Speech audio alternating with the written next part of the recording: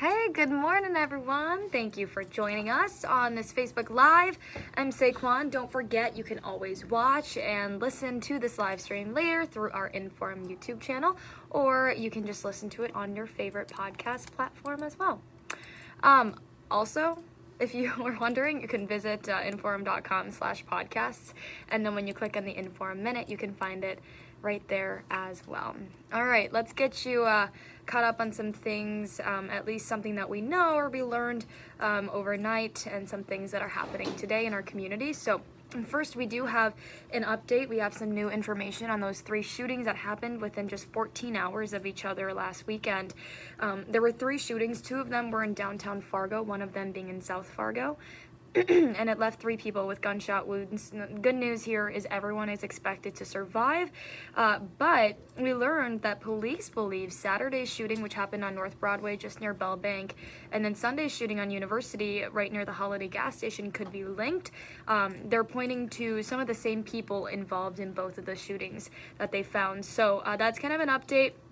New for you this morning, that those 2 shootings could be related. Of course, right now, so far, there have been no arrests yet made. All of these cases are still under investigation. So, of course, we'll follow up on that for you and let you know what happens. And then on a lighter note, Addie's Royal Cupcake Stand is gearing up for their 10th year today. It's going to be held from 3 to 5 this afternoon at First International Bank and Trust in Moorhead. We had our reporter Jenna Scott out there this morning, and she was telling us that 3,000 cupcakes were made at Square One Kitchen in Fargo. If you're not familiar with Addie's Royal Cupcake Stand, it raises money for the Sunshine Foundation, which is a nonprofit that helps fulfill the wishes of kids struggling with chronic illnesses. And Addie's Cupcake Stand, Royal Cupcake Stand, is so fun. And by the name, I'm sure you can tell, royal. Of course, we're going to have princesses and villains giving out all those cupcakes for you as well. So make sure you head out there. First International Bank and Trust in Moorhead from 3 to 5 this afternoon. Great way to support our community. Okay. Wanted to let you know right now, big day for Minnesotans, as many of them are going to be hitting the polls for the primary election. So we are learning more people are voting in person this year, of course, rather than by mail. And Minnesota Secretary of State says the state is seeing fewer mail-in ballots compared to, of course, the record rates that we saw in 2020 of absentee voting. But then more than 128,000 people have voted early, which the state says is almost back to pre-pandemic levels. Also with that, there are 2 referendums here in our area that you can vote on today. So the first one is a vote in Crookston.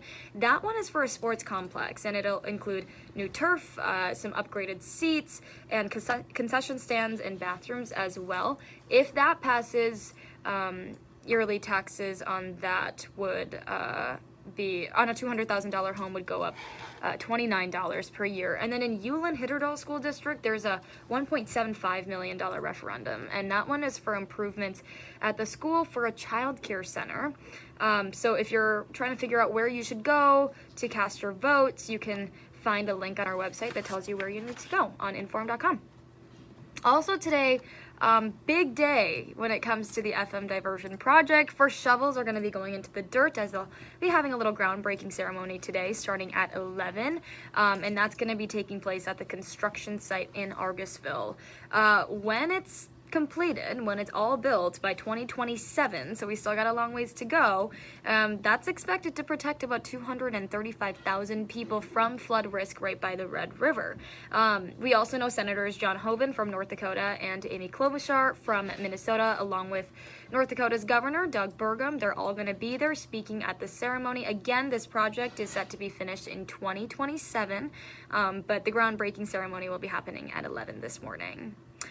Also today, really exciting stuff, WDAY will be at Bison Fan Day today. We'll actually be broadcasting our 4, 5, and 6 o'clock newscast live from the shack, from the parking lot there. So fans, of course, you guys probably know what Bison Fan Day already is. If you're not familiar, you can get things like yard signs, you can get to meet all of the athletes who play on the football team, volleyball, soccer team, and then there's a lot of activities, family-friendly activities for you to enjoy out there as well. We're also going to be doing a special giveaway at Bison Fan Day for some of you fans out there. If you plan on going, let me save you from a little headache here, because I know parking sometimes can be very stressful. You're asked to park in the Fargo Dome lot just north of the Shack, and then the event is actually going to be held on the south side of the Shack from 4 to 7 today. Okay, let's shift on over to Grand Forks, as city council members there are looking at giving some more time to people who actually live there and to speak their minds during meetings. So they're all reviewing this policy, and it would increase the comment time per person from 3 minutes to 5. And this all comes kind of from these several heated discussions that we've actually shown you right here on WDAY, and a lot of them have to do with that Fufeng corn milling plant, the one that's been proposed. But if someone who is not speaking or isn't supposed to be speaking is being disruptive, whether that's toward, other city council members or to someone else who's speaking, council members would then have the option to stop the meeting until order is restored. So I thought that was kind of cool. They still kind of have the power on that.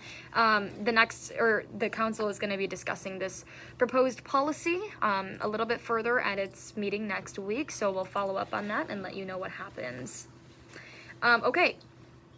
Right now, really sad, but I wanted to save it for this time because I know that sometimes when people tune into the Facebook Live, a lot of people tune in a little bit later, so I wanted to save this until more people joined, and it looks like we do have a lot more people, so we could really use our help right now, and police could really use our help in finding 3 missing teenagers here in our region. So first, we're going to start with who police in Apple Valley, Minnesota are looking for. They're looking for a woman who is from Apple Valley. They say that she might be actually headed to her hometown in Moorhead. So we're looking for 16-year-old Karina Ramirez, and she was last seen in Apple Valley last Friday. She's 5'5", 130 pounds, sandy blonde hair with hazel eyes, and police say that she also has some scars on her forehead and her chin. If you have any information, where she was last, anything about her disappearance, you can call her mom. Her number is 701-446-7935, or you can always contact the Apple Valley Police Department as well. Okay, and then also Otter Tail County deputies are looking for a girl who's been missing for now at least nearly 2 weeks. 17-year-old Samantha Holte was last seen on July 31st, just north of Fergus Falls. Police say that she could be headed to the Fargo Moorhead area. She could be headed to Fergus Falls or even Perham. Last seen, she was wearing some cowboy boots and some jeans. We don't know what kind of shirt she was wearing last. But if you have any information, you can always contact the Otter Tail County Sheriff's Office. And then police in East Grand Forks are also asking for your help to find a runaway teenager who's been gone for nearly 2 weeks now. You're talking about 16-year-old Nina Espinoza, who was last seen on July 27th. So, of course, they're asking anyone that might have seen her or knows where she is to give them a call, and you can just contact East Grand Forks Police. Really sad stories that we have to tell you about, but also, if you know anything, we also have their pictures on our websites right now, so you can always find those on there as well. All right, right now, when we focus on some of our national stories, the big talker overnight and this morning is the FBI's raid into Donald Trump's home in Mar-a-Lago, Florida. So we do know right now that federal agents are sifting through boxes of evidence, and they all took these documents from President Donald Trump's home, or former President Donald Trump's home in Mar-a-Lago. So we got to see some video of the raid, and it was kind of an all-day project because the FBI started their search at 10 yesterday morning. Now, Trump was not there at the time. He was actually in New York City at the time of the search. But we did hear from ABC News that search is related to 15 boxes of documents that Trump took to his Mar-a-Lago resort when he left the White House. So the National Archives, the agency, of course, tasked with preserving federal government records for the public, says that some of the information in those boxes were considered classified national security information, and the FBI was the only agency involved in that court-ordered search, so this all comes from a warrant. But that's going to be a big talker. We saw many Republican lawmakers comment about it, and we also know that the former FBI agent, he is also a Republican. The FBI agent was saying that you know, the former president could very much be facing criminal charges for all of this evidence and all of these documents that he had stored at Mar-a-Lago. So we will keep you updated on this, as well as many of our national news outlets. I'm sure you'll be seeing lots more on this to come, whether it be on your social media or on your TVs.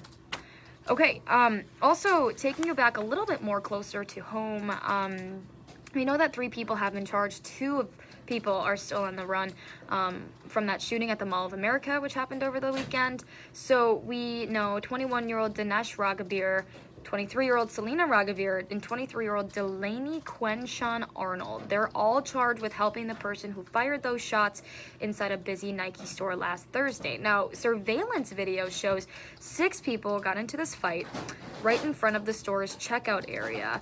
And court records show 2 of the people, we're talking 21-year-old Shamar Lark and 23-year-old Rashad May, came back later in the day. Lark is accused of shooting several times to other people involved in the fight, and police say that they ran and they were picked up by this hotel shuttle and then brought to a nearby hotel. We do know both of those people are on probation right now for past gun-related crimes, and we know that police did issue a nationwide search, or a nationwide warrant, excuse me, for this search. So we'll let you know if they catch those 2 people, and we should have a better idea of that, and once we get that update, we'll bring it to you. All right, Hot Mic with Dom Izzo, 9 to 11, WDAY Extra, InForum.com. You heard me talk about Bison Fan Day a little bit earlier today. Well, Hot Mic is going to be live on location today at NDSU for Bison Fan Day. So how neat is that? Also, go figure, right? Home of the herd. We know that the show is going to be right outside the new practice field. Really exciting. Linebackers coach Grant Olson is going to join them on the show right off the top as well. Mike McFeely will be making a stop there. Deputy Athletic Director Todd Phelps as well. And then the Fargo Little League is kind of a big talker right now. They are staying alive as they head to the big series, or as they're playing in Indianapolis. So an update on that you can expect on Dom's show, Hot Mic with Dom Izzo, 9 to 11, WDAY Extra, InForum.com. Yay. Okay. We also have a little feel-good story for you that we wanted to share on InForum.com right now. It's by our very own Matt Henson. The full story is up on our website right now. This gave me a nice little smile this morning. We did talk about it on First News a little bit as well. Here's the headline. Devil's Lake Company brings vandalized cemetery back to life for free.